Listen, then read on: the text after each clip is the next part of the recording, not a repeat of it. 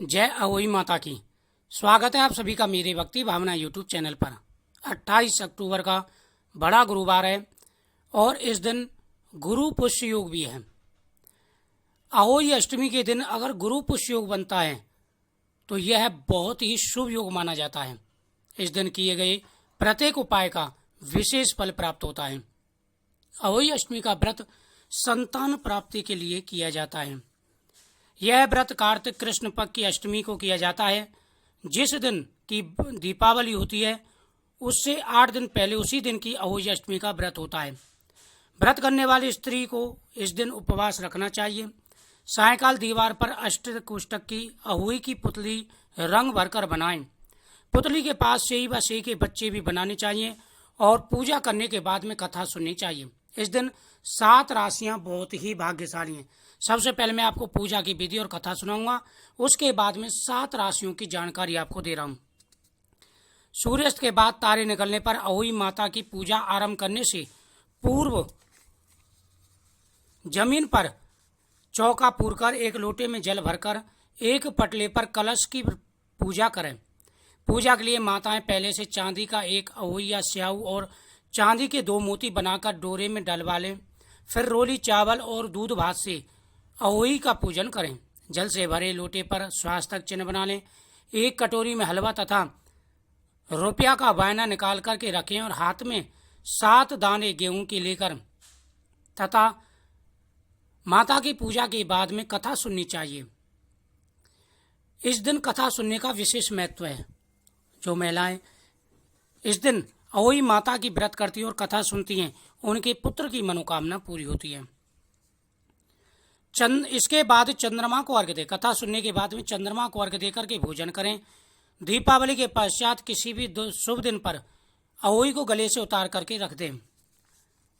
गुड़ का भोग लगा करके उनको रख देना चाहिए। जितने बेटे अविवाहित हों यानी जिनका विवाह न हुआ हो उतने बार एक तथा जितने बेटों का विवाह हो गया हो उतने 2 चांदी के दाने अहोई में डाल दें।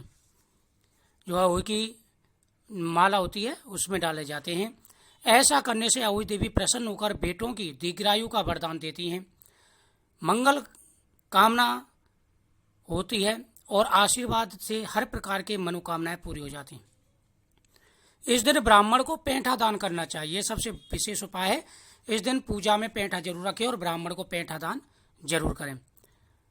जिस स्त्री के बेटा या अथवा बेटे का विवाह हुआ हो उसे अहोई माता का उज्जीवन करना चाहिए। एक थाल में 4 पूड़ियाँ 7 जगह रखें। फिर उन पर थोड़ा थोड़ा हलवा रखें। थाल में 1 तियल ब्लाउज और सामर्थ्य अनुसार रुपये रखकर थाल के चारों ओर हाथ फेर करके सासू जी को दें। इस प्रकार से पूजा करें और फिर कथा सुनें। एक नगर में एक साहूकार रहता था। उसके 7 लड़के थे। एक दिन उसकी स्त्री खदान में मिट्टी खोदने के लिए गई। जो ही उसने जाकर कुदाल मारी तो ही से कि बच्चे कुदाल की चोट से सदा के लिए सो गई। इसके बाद उसने कुदाल को स्याही माता थी उनके बच्चे मर गए थे उसकी कुदाल से। तो सेठानी की पत्नी को बड़ा दुख हुआ, परंतु वह बेबस थी। वह क्या कर सके, अनजाने में हुआ था। उसके बाद वह बिना मिट्टी लिए ही खेद करते हुए अपने घर पर आ गई। उधर जब से ही अपने घर में आई तो उसने अपने बच्चों को मरा देखा। नाना प्रकार से विलाप करने लगी और ईश्वर से प्रार्थना करती जिसने मेरे बच्चों को मारा है उसे भी इसी प्रकार का कष्ट हो। तत्पश्चात से ही के श्राप से सेठानी के 7 लड़के मर गए 1 साल के अंदर।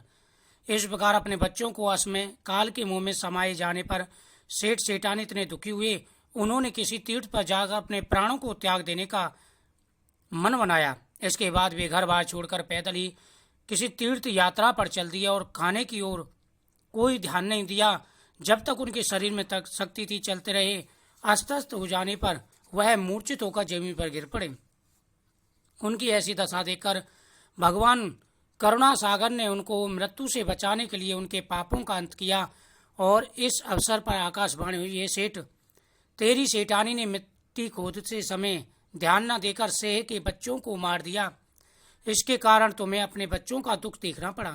यदि अब तुम पुनः घर जाकर मन लगाकर गौ माता की सेवा करोगे और अहोई माता की पूजा विधि विधान से व्रत रखकर करोगे तो तुम्हारी मनोकामना जरूर पूरी होगी, पुनः संतान की प्राप्ति होगी।